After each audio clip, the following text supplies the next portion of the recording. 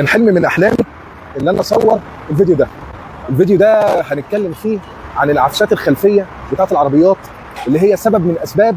باشمهندس عبد الحميد، ازي حضرتك؟ ازيك يا هندسه؟ عامل ايه الاخبار؟ كله تمام. ساعدني ان انا اصور فيديو من اهم الفيديوهات اللي كان نفسي اصورها وانا صغير اول ما ابتديت اصور فيديوهات. حبيبي هندسه، حلم من احلامي ان انا اعرف الناس بطريقه بسيطه ايه الفرق ما بين الانواع العفشات الخلفيه اللي هي سبب اساسي في ثبات العربيات، وخصوصا العربيات كروس اوفر او اس يو في، العربيات الكبيره تمام، اللي ممكن تخلي العربيه اصلا لا قدر الله تتقلب.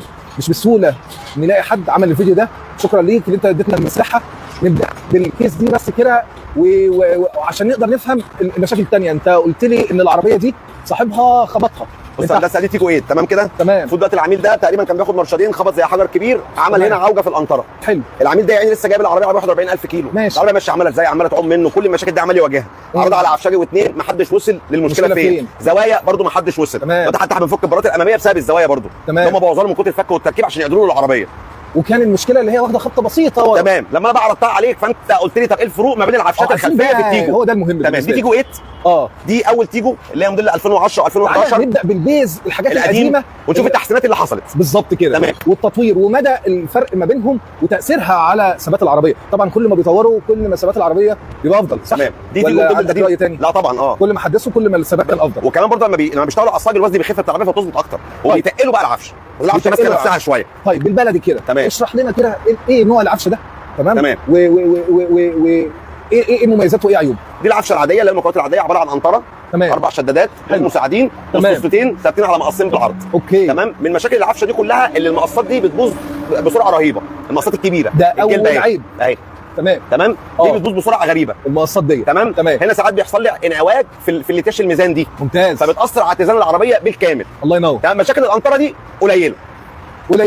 دي قليله. وهم عاملين لها كمان زي حمايه للشكمان، لو خبط حاجه من تحت الشكمان نفسه ما يتضرش. كده نقدر نقول ان دي العفشه العاديه. انا بالنسبه لي اي خلل فيها بيسبب عدم اتزان رهيب في العربيه. طيب الله ينور. ممكن بقى ندخل مع العفشه التيجو 3. العفشه اللي هي نص عاده. تمام.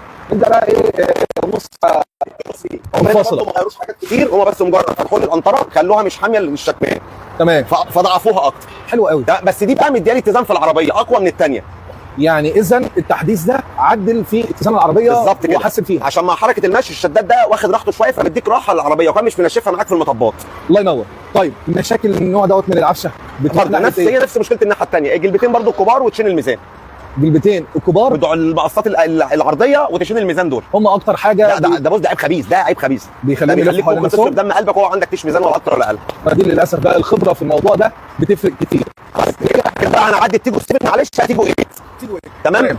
هنا بقى راح عامل لي قنطره بعرض العربيه كلها. اوكي. فاداني ثبات اكتر. اوكي. اداني امان اكتر في المشي. اوكي.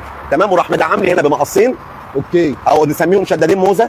هنا عمل لي بقى تدعيم للعفشه. تمام. وشدادين تحت تاني. اوكي. دي بقى عفشه كده ياباني، يعني انا بالنسبه لي كنت شايف تويوتا كرولا. حلو. كرولات كده برضو. شدادين ومقص كبير ورابط مع القنطره مع المقص العرضي. تمام. هناك المقص كان كده، لو انت تفتكر واحنا بنشرح المقص كان طولي. هنا بقى مديني المقص عرضي. حلو قوي. ومريح عليه سوسه. طبعا هنشرح بطريقه بلدي عشان بس الناس تفهم. هو ده اللي انا عاوزه. تمام. راح مديني المقص كده بالعرض، وراح مديني السوسته مريحه عليه مع الشدادين الموزه دول مع القنطره الطوليه اللي هي ماسكه لي بطن العربيه كله. انا اسف، او خلفيه العربيه كلها مع المقصين اللي ماسكين الصور. لا هو مديني امان امان امان.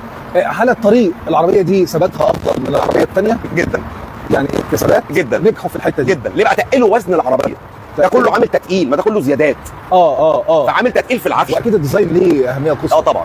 طيب العيوب بقى بتاعت النوع دوت من العفش. بصوا عملت اثبات العربيه مش كتير قوي يعني، ما ظهرش عيوب كتير. تمام. بس اللي احنا نكتشفه دلوقتي بالعين المجرده اللي العفشه بتلم صدى، ده رقم واحد. فده طبعا بيبقى سبب اساسي في تلف المواد الخام والجلب. يعني اهتموا بالديزاين. فبدات بص كده، بص كده الشدادات الموزه. في صدى.